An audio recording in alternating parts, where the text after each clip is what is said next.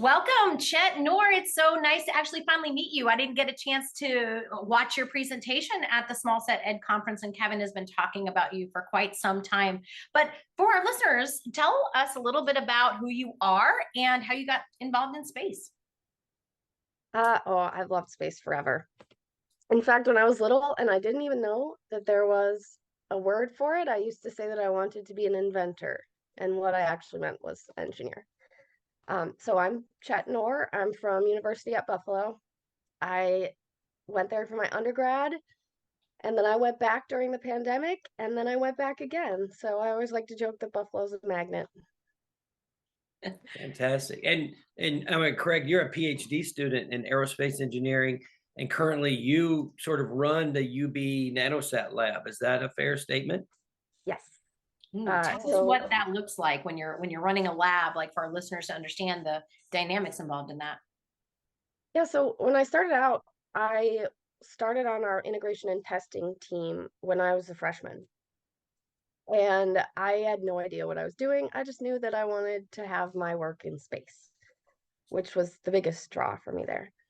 And I've had all kinds of roles over the years, but I took over for Dr. Christides' previous student, Chris Nam, who took over for Andrew Dianetti, who is a big part of our lab. He is now Dr. Dianetti. And basically, we have two satellite missions right now, GLaDoS and Polar, and also the short cycle lab, which is our training lab. Excuse me.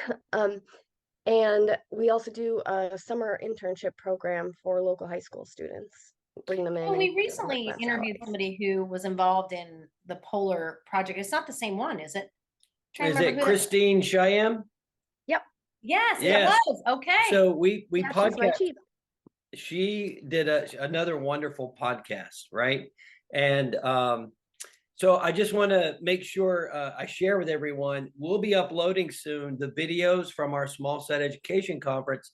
And if I'm not mistaken, the title of your presentation was literally about the short cycle lab at University of Buffalo Nanosat Lab. So she's nodding her head, listening audience. So. Oh, sorry. Yes. Yeah. Well, you mentioned, so I heard Polar. What was the first one? GLaDoS.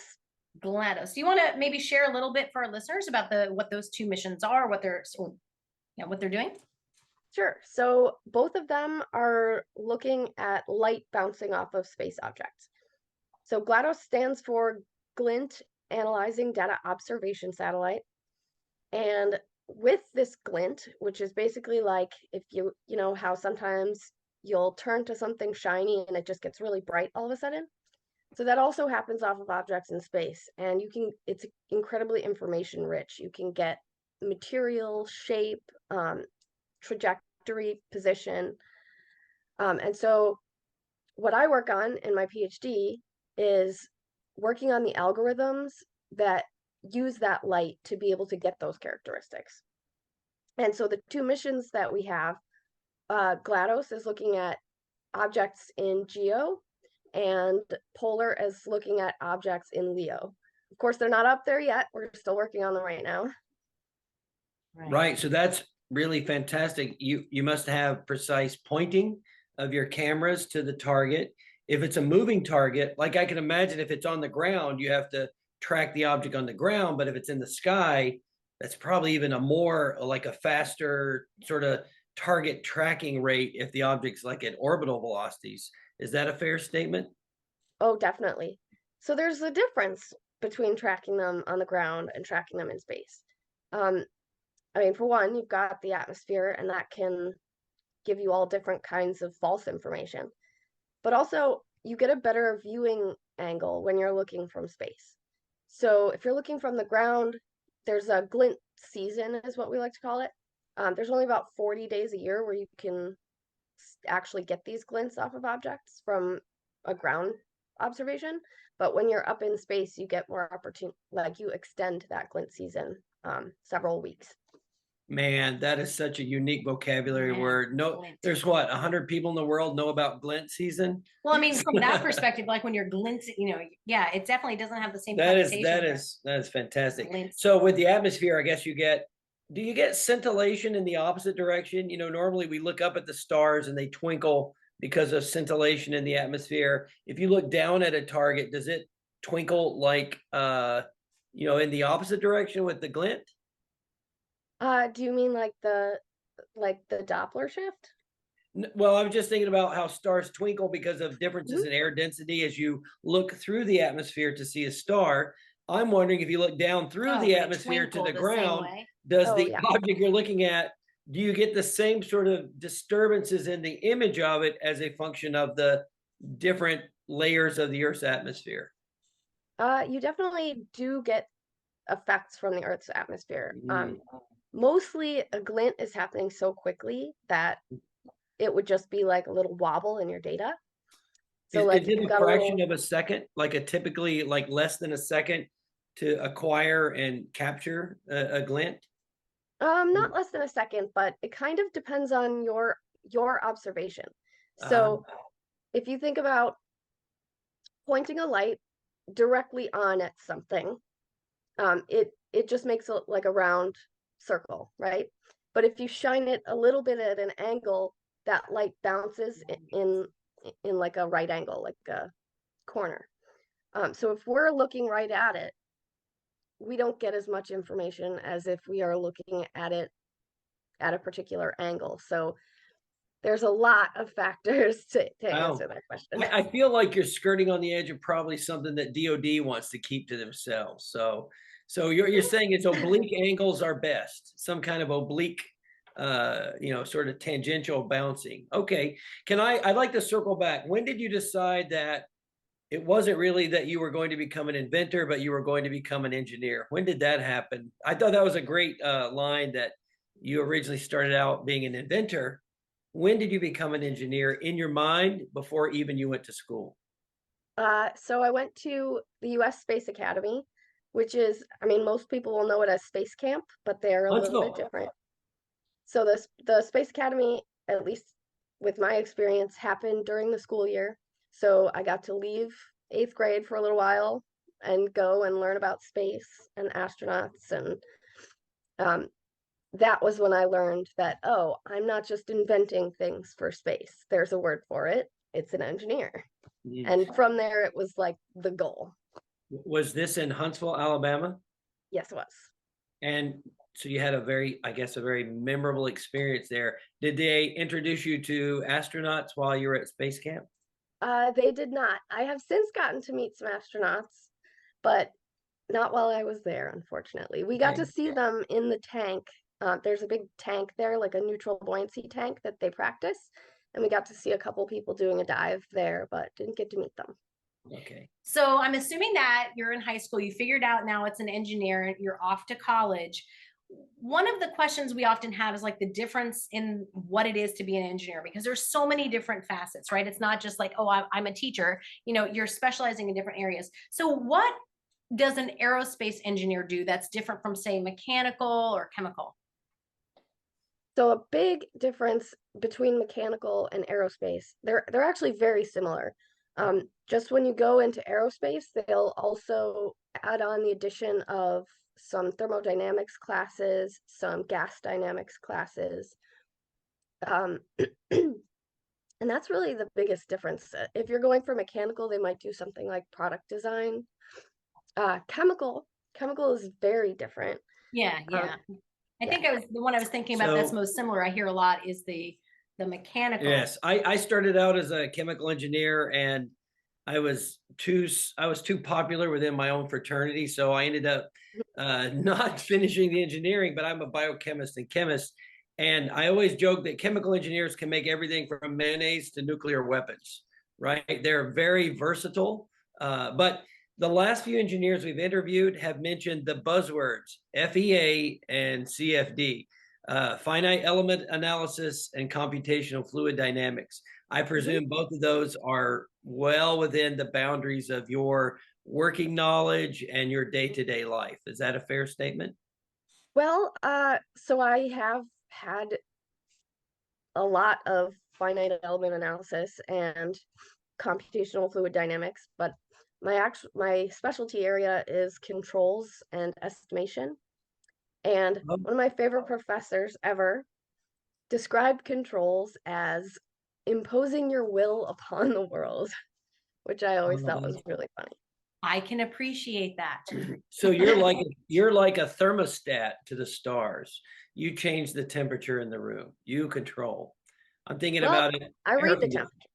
Yeah. You read the temperature. Well, So I'm mostly on the estimation side.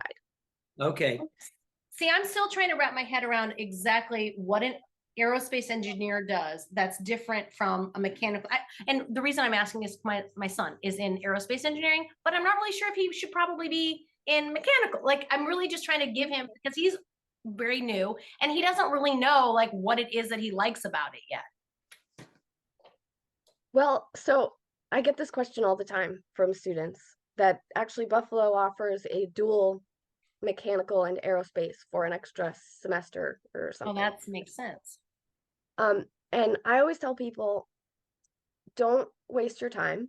If you know you love space or you know you love planes, go into aerospace engineering and then get out there in the world as quickly as you can and get your hands on these things.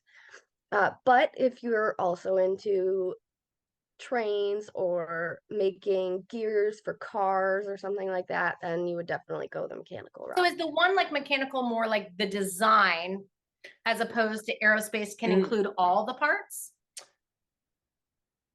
Well, so what you kind of just described is systems engineering, all the parts. Oh, there's another one. See what I mean? Yeah, how all the see, I think of you as a manager, right? I see you, your role, really, you're the systems engineer in your lab, right? With all the kids. Is that a fair statement that you're the systems engineer?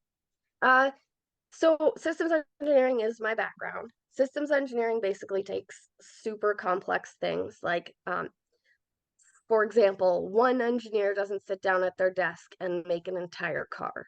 That's an entire team. And there are all kinds of systems, mechanical, chemical, electric, that go into that. And so a systems engineer takes, sorry, my cat's playing. I don't know how loud she is. Takes all of those different parts and comes up with the framework, essentially. Yeah, you help all the pieces play together and you tear down silos. As a systems right? Yeah, engineer. so in education we have problems with silos, right? Math and science are not the same thing. Well, of course they are. They're identical, right? Science uses math as a language. So you're a systems engineer. You're also, I want to know who taught you how to manage a lab. Where did you get your leadership training?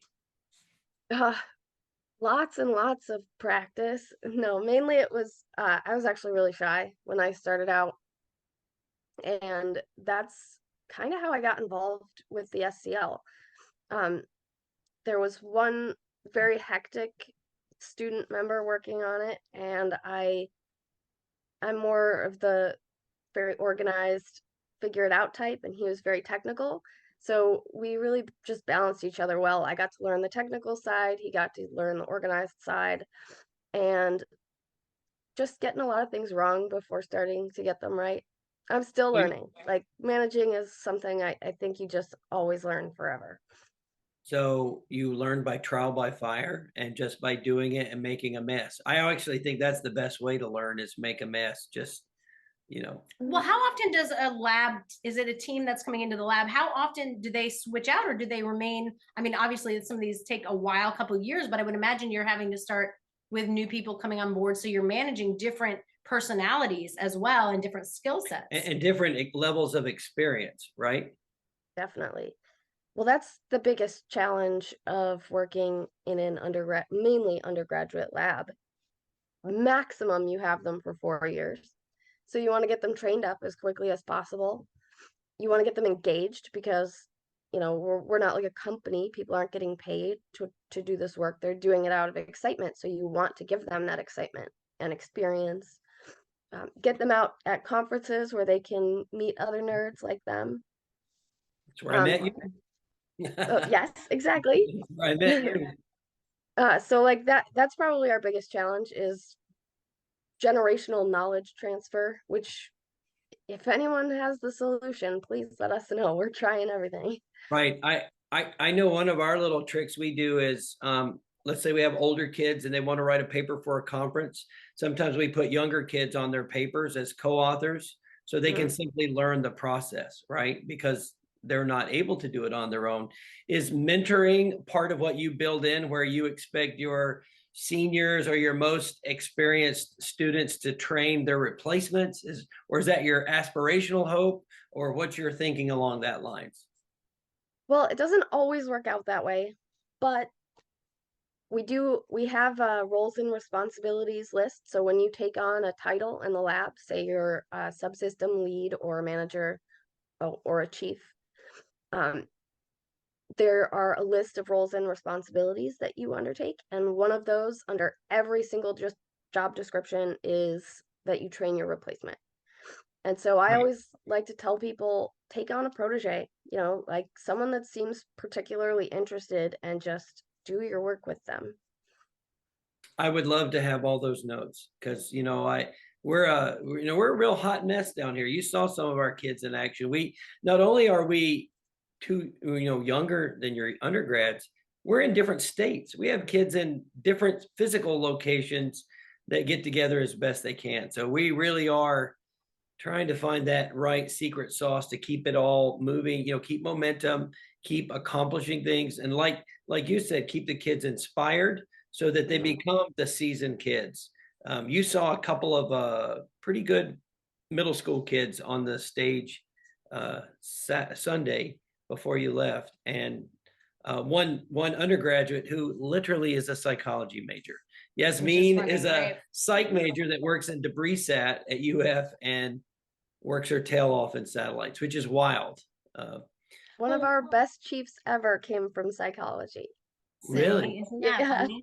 That is great. Well, I think it's important to recognize, and I didn't recognize until I started working really with Kevin, that there really are all of the facets that make up what comprises humanity on Earth is something that is going to happen if we go elsewhere as well. So being able to address space psychology, space law, all of those elements become, if you're doing a settlement somewhere, you're going to need those elements. So it makes good sense to me. So you're still a student. How far out are you? And what are your plans after you graduate? What do you hope to do?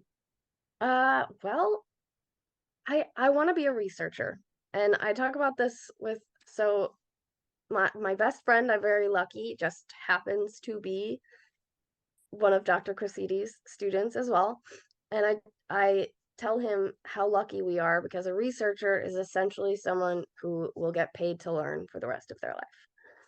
Not only that, it's what we call, it's like blue sky learning. Sometimes you learn without saying, I have to have an immediate application for this. You can just learn for the sake of learning fundamental new knowledge. I think we got away from that when things like Big Blue and IBM and Bell Labs.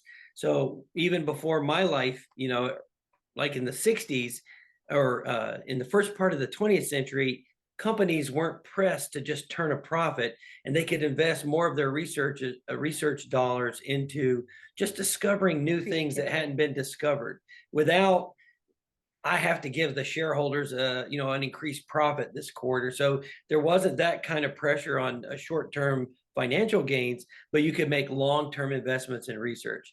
I'm a big fan. I don't know if you know this, Chet. I worked at NSF for 6 years. I started out as a fellow there, and they fund a lot of really good research at probably places like your lab. I know you guys have money from different sources, but I'm a big, I think that's great. If I could spend my whole life just learning and then working with kids, I'd be a permanent student. So I sort of am a permanent student. So yeah, but you don't get paid to be. I completely agree with that. Yeah. No, I got 2 classes left on an aerospace degree. So, but I'm a biochemist. I never took any CubeSat, no training in that, just an aerospace degree I've been working on for a few years. So let's pivot back to you. You're going to be a PhD in aerospace engineering. I'd like you to move to Florida and get a job somewhere near the Space Coast. What's the odds of that? I mean, Kennedy, if there's any jobs, I'd be down. Well, we have OneWeb has a satellite factory, but they build 2 of these microsats per week, I think, on an assembly line, or maybe it's not per day. I think it's per week. OneWeb, I thought. OneWeb. We I did thought a they are couple no of tours. longer. No, they refurbished, remodeled. They traded hands, but I think it's a 50-50 between Airbus and OneWeb. I think, but we've taken kids there and we put on the bunny suits. We walk the lines. It's That's very fantastic. interesting. Yeah. So are you originally from New York, or what made you choose Buffalo? Oh, well, my grandmother was a professor at Buffalo, and then everyone moved to Pittsburgh, and then my mother came back and went to UB for her schooling. So it's kind of in my blood. Oh, And then I ended up sticking around because of UBNL. Like I absolutely would have gone somewhere else if it wasn't for the lab. Yeah. So you're a legacy, big time legacy. Mhm. Well, in the right sense of the word, right? All I can say is if you come to Florida or South Florida, you will not have those horrible Buffalo winters anymore. You get used to it. And I know we've taken up most of our time at this point, but I want to end with our final question, which is really just some advice that you might have for our students who are listening, or even parents who are trying to help their students understand what might be down the road for them. So what advice? Oh, well, for one, you don't have to be an engineer to end up in a space job. NASA is a full company. It has people with psychology backgrounds that need to talk to astronauts in operation, that it has space lawyers. There are just basically every job you can think of, there is one at NASA. Yeah. So even if engineering is not something that gets you really excited, you can still have a job in space. And just to get started, start anywhere, start learning about the infinite amazing universe out there. I like that. Well, we really appreciate you spending some time with us today. And I know that Kevin will, I'm sure, continue to find ways to work with you. It was just really a pleasure to meet you. You as well. Thank you, All right. Chet.